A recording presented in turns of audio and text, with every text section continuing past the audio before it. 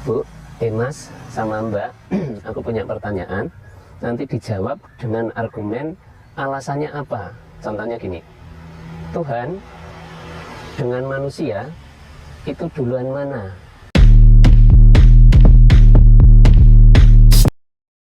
Shalom saudaraku, salam damai sejahtera dalam kasih Kristus. Berjumpa lagi dengan saya. Dili kita akan belajar berapologetika bersama-sama di channel ini. Mualaf ini memang lucu-lucu ya. Saya sering mengatakan mereka ini dulu waktu jadi Kristen nggak pernah ke gereja, nggak pernah baca Alkitab, nggak pernah berdoa. Ketika jadi mualaf, mereka tampil seolah-olah mereka ini ahli Alkitab. Padahal hoax semua yang mereka sampaikan itu. Salah satunya adalah mualaf yang satu ini keluaran dari Ngaji Cerdas Lagi. Jadi dia ini mualaf yang tidak biasanya seperti yang ditampilkan oleh Ngaji Cerdas. Dia bukan anak muda, tapi dia ini pernah muda. Jadi dia menceritakan proses penginjilan atau dakwah yang dia lakukan kepada orang-orang Kristen. Dan menurut dia ada yang lock out juga sih. Sebelumnya, mari kita bersama-sama melihat video berikut ini. Ternyata beda negara, beda foto Tuhannya. Sehingga tatkala kami mempunyai sekitar 29 foto Tuhan, ini saya berpikiran kalau di sebuah negara ada Tuhan yang berbeda dengan negara lain, berarti nanti seperti hukum di hutan atau hukum rimba, siapa yang menang maka itulah yang menjadi Tuhan yang sebenarnya. Nah, Tuhan saya, Tuhannya keluarga saya itu yang ganteng, kulit putih. Nah, itu bila mana nanti rebutan kekuasaan dengan Tuhan yang dari Afrika, ini mesti menang yang dari Tuhan yang dari Afrika karena dia punya otot lebih kuat dan lain sebagainya. Nah, maka saya berpikir kalau Tuhan di beda negara beda lagi berarti Tuhannya jadi banyak. Nah, sedangkan saya dari Jawa, kalau kita lihat nanti, jadi para pemirsa silahkan, daripada nanti saya dikira bohong, coba sekarang ambil di Google bahwa Dewi Maria atau Bunda Maria versi Jawa Tengah gambarnya kayak apa. Nah, itu sebagai contoh. Nanti kalau klik di Google, yang keluar adalah Bunda Maria yang pakai kebaya, pakai jari. Nah, maka dari itu beda dengan Bunda Maria yang selama ini kami kenal pakai kerudungan, dan itu bukan di Jawa. Nah, nanti ternyata setelah saya pelajari juga Bunda Maria di negara lain juga beda-beda, berarti ibunya Tuhan itu juga banyak.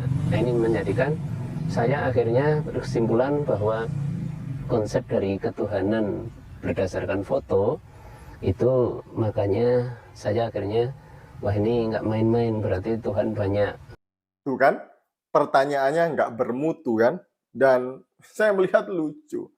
Dia tadi mengatakan di video yang pertama ini bahwa orang Kristen itu memiliki 29 Tuhan sesuai dengan gambarnya. Jadi gambar Yesus itu ada 29 menurut Bapak ini ya, berdasarkan versi setiap negara. Jadi setiap negara itu punya versi masing-masing ya gambar Tuhan Yesus. Dan gambar Tuhannya Bapak ini katanya kan gondrong, brewok, mungkin ya mirip saya sedikit lah, tapi lebih putih gitu ya, dan ganteng. Tapi yang lain itu ada yang mungkin keriting, hitam, dan lain sebagainya ya. Nah, Tuhan itu karena banyak bertengkar, rebutan, rebutan kekuasaan, berantem kata dia. Ini lucu ya. Ini orang benar-benar ngawur sekali. Nah, kalau dilihat dari mukanya, Bapak ini nggak punya selera seni ya. Jadi wajar kalau Bapak ini tidak paham mengenai seni.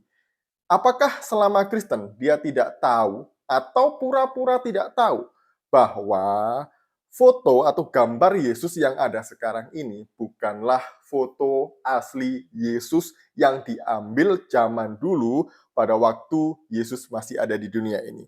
Itu bukan ya, karena waktu itu belum ada Android, belum ada iPhone, belum ada telepon, belum ada apalagi kamera, belum ada. Jadi nggak ada yang ambil gambar.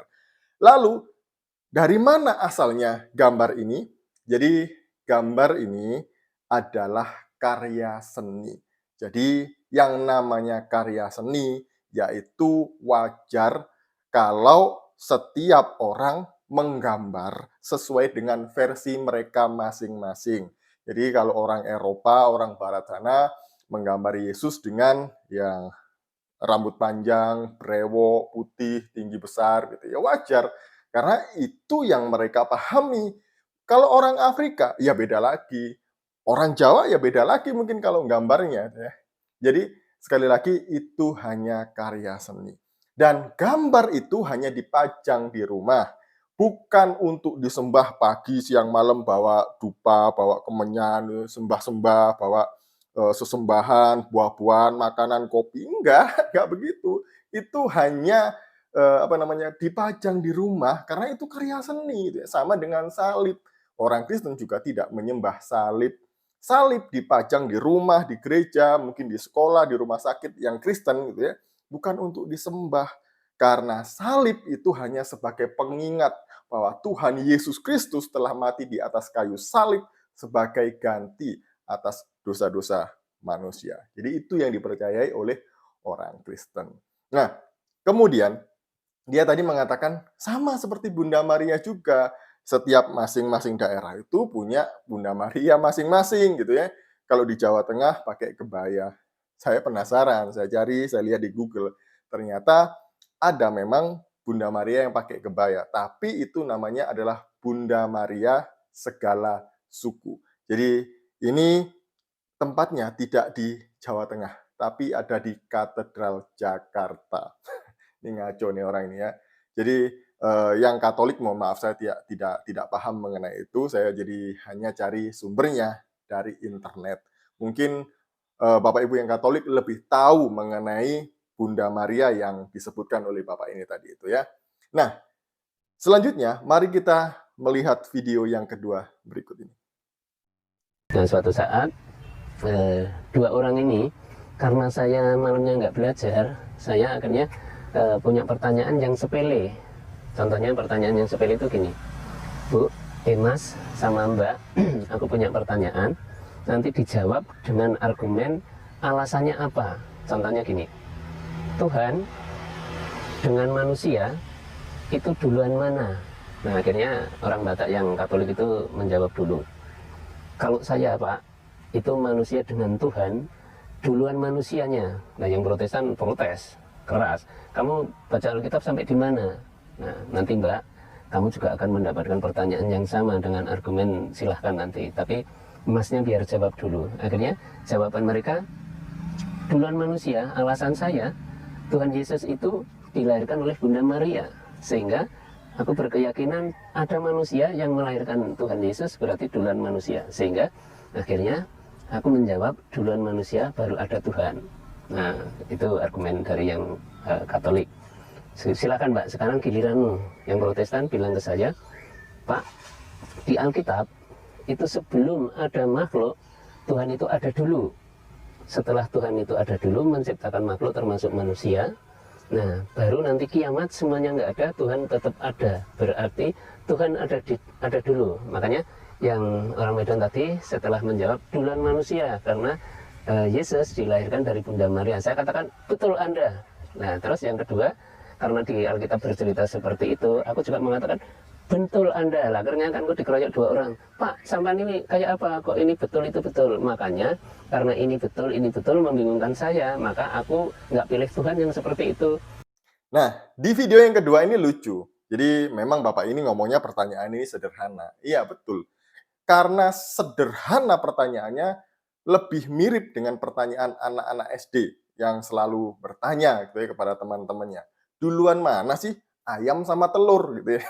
Jadi kan gitu pertanyaannya. Duluan mana ayam sama telur?